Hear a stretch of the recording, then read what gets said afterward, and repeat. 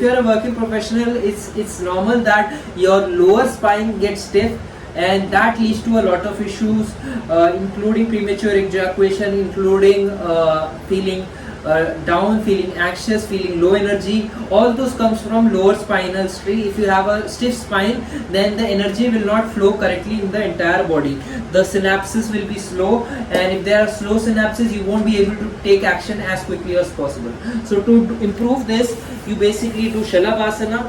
The benefits of this asana, it extends the lower back, it makes it more flexible. The disadvantage, if you have high blood pressure, you can avoid this. If you are pregnant, you can avoid this. If you have injury in spine of any kind, you can avoid this. Make sure you do it at your own pace. Of course, I'm not available when you see this recorded video. You can join the classes where I'll be able to guide you much better. So you basically start from Makarasana, slide your hands under your hips in your groin region, make a fist with your hands, and then using the fist, raise your leg up.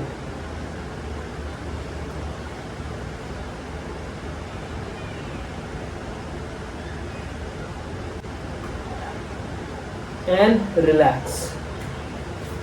So you inhale and lift your leg up, exhale and come back down.